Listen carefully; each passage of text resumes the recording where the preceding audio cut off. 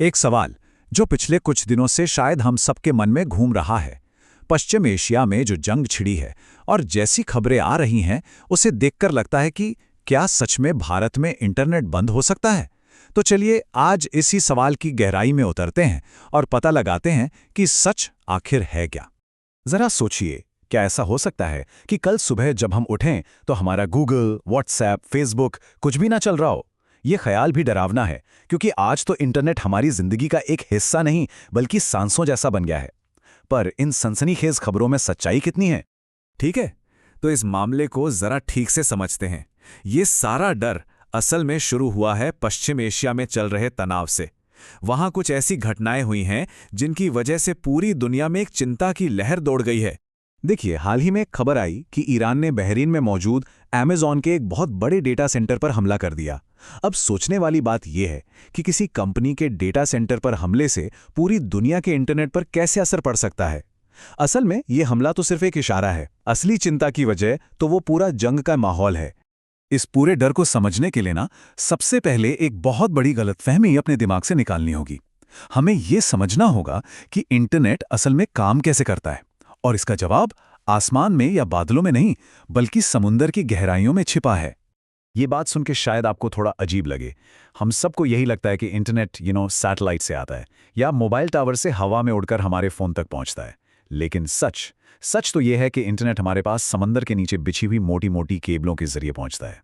जी हां, आपने सही सुना। पूरी दुनिया का लगभग 95% इंटरनेट ट्रैफिक इन्हीं समुद्री केबलों से होकर एक देश से दूसरे देश जाता है।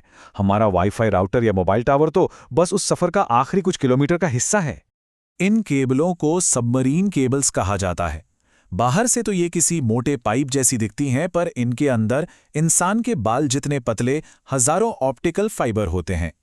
इन्हीं फाइबर्स में लेजर लाइट की शक्ल में हमारा सारा डेटा, मतलब हमारी तस्वीरें, वीडियो, मैसेज प्रकाश की गति से दौड़ते हैं। तो अब ये तो साफ हो गया कि हमारा इंटरनेट इन केबलों पर ही टिका है।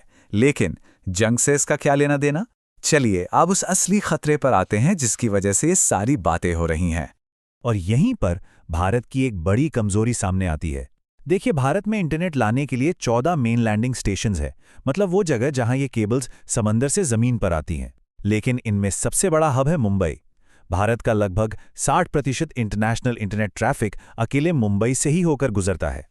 और सबसे अहम बात यह है कि मुंबई से निकलने वाला ये सारा का सारा ट्रैफिक लाल सागर यानी रेड सी के रास्ते से होकर ही यूरोप और अमेरिका पहुंचता है। और जैसा कि हम सब जानते हैं, आज यही इलाका जंग की आग में जल रहा है। लाल सागर में लगातार बमबारी हो रही है, मिसाइलें दागी जा रही हैं।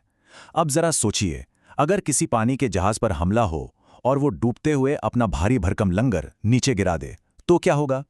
वो लंगर सीधा समंदर के नीचे बिछी इन केबलों को काट सकता है, और जंग के माहौल में इनकी मरम्मत करना भी करीब करीब नामुमकिन हो जाता है।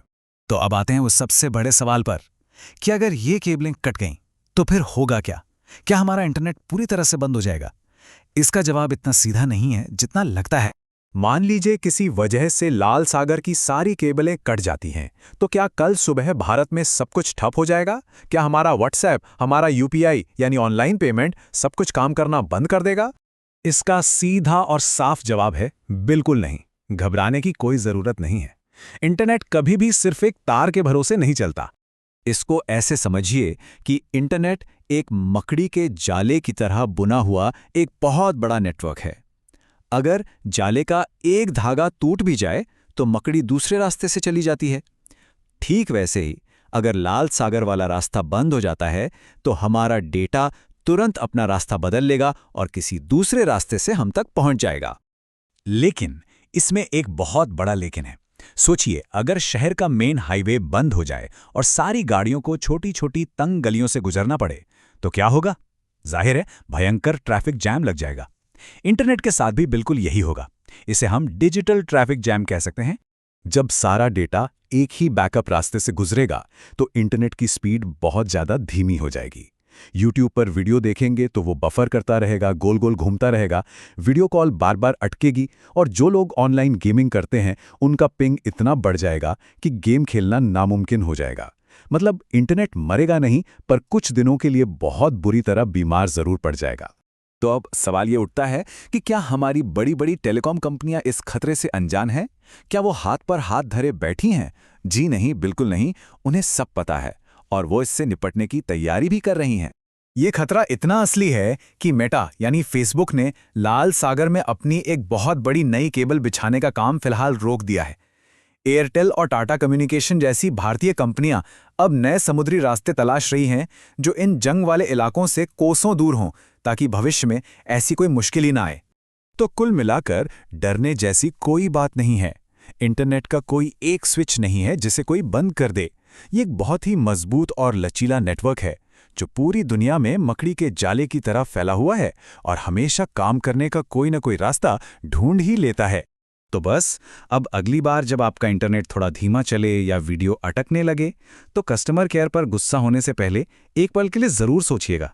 क्या पता हजारों मील दूर चल रही किसी जंग की वजह से कोई केबल टूट गई हो और आपका डेटा दुनिया का लंबा चक्कर लगाकर आप तक पहुंच रहा हो।